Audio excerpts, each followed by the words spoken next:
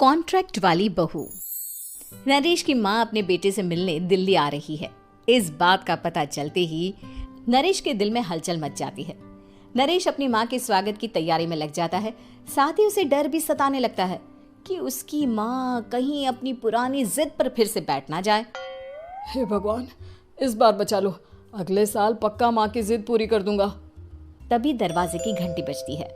नरेश दरवाजा खोलता है तो सामने अपने मकान मालिक को देखकर हैरान हो जाता है, क्योंकि उनके साथ एक सुंदर सी लड़की भी थी।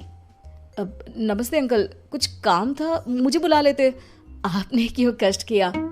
अरे नहीं नहीं, इसमें कष्ट कैसा, मैं तो बस तुम्हें रीना से मिलवाने आया था। आज से रीना तुम्हारे साथ इसी फ्लैट में रहेगी। अंकल, कोई लड़का फ्लैटमेट नहीं है? एक अनजान लड़की के साथ रहना मेरे लिए थोड़ा अजीब होगा।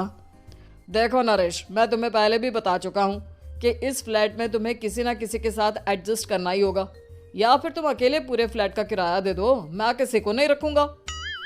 नरेश अपने मकान मालिक की बात सुन के रीना के साथ रहने के लिए तैयार हो जाता है, पर अंदर ही अंदर उसे ये बात खाने लगती है कि वो अपनी माँ को क्या जवाब देगा जब उसकी माँ रीना के बारे में उसे पूछेगी। दिन बीतने लगते हैं। नरेश और रीना अच्छे दोस्त भी बन जाते हैं, पर अभी भी नरेश अपनी प्रॉब्लम का सॉल्यूशन नहीं ढूंढ पाता। एक दिन नरेश बहुत परेशान सा बैठा होता है।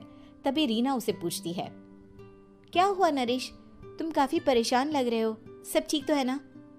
हाँ सब ठीक है, बस एक छोटी सी प्रॉब्लम है।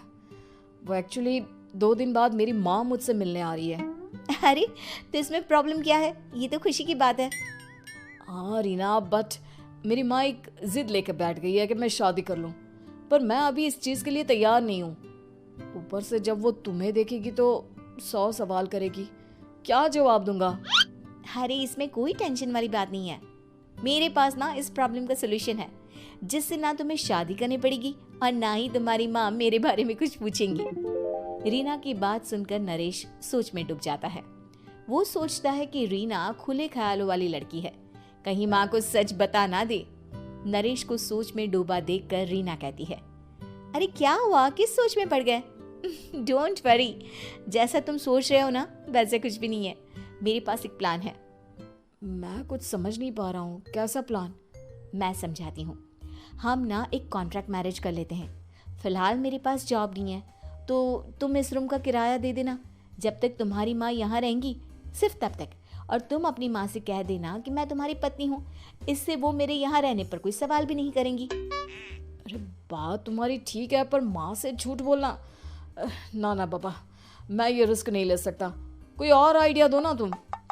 देखो मंजूर हो तो बोलो, वरना सच बता दो, मुझे कोई प्रॉब्लम नहीं है। रीना की बात सुनकर नरेश सोच में डूब जाता है।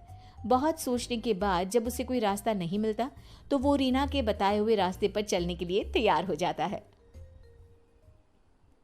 वो रीना से बात करता है और अपनी माँ की पसंद और नापसंद के बारे में बताता है। रीना भी नरेश की सभी बातों को ध्यान से सुनती है, ताकि कहीं उससे कोई गलती ना हो जाए। आखिर वो दिन भी आ जाता है जब नरेश की माँ उससे मिलने दिल्ली आ जाती है। नरेश अपनी माँ को फ्लैट पर लेकर जाता है। जैसे ही नरेश की माँ फ्लैट के अंदर जाती है, रीना उसके पैर छू लेती है। ये देखकर नरेश की माँ थोड़ी घबरा जाती है और नरेश से पूछती है, अरे बेटा नरेश, ये कौन है? माँ, ये आपकी बहू रीना है। माफ़ी चाहता हूँ, सब कुछ इतनी जल्दी में हुआ कि आपको बता ही नहीं पाया, इसलिए सोचा कि क्यों ना आपको सरप्राइज दिया जाए। अरे बेटा, मैं तो बस तेरा घर बसा हुआ देखना चाहती थी। हाँ, बहुत अरमान थे अपनी इकलौते बेटी की शादी को लेकर, लेकिन कोई बात नहीं, शायद किस्मत को यही मंजूर होगा। ये कहते ही नरेश की माँ रीना को गले लगा लेती है। रीना बेटिया, मेरा बेटा ना थोड़ा नादान है, पर तुम काफ़ी समझदार लगती हो, और मैं जानती हूँ कि तुम इसका बहुत अच्छे से ध्यान रखोगी। माँ आप चिंता मत कीजिए, मैं सब संभाल लूंगी। नरेश की माँ अपने बहू और बेटे के साथ खुशी खुशी रहने लगती है। दिन बीतने लगते हैं। नरेश की माँ और रीना का रिश्ता बहुत मजबूत होता चला जाता है। वो दोनों सारा दिन एक साथ रहती और खूब बातें करती।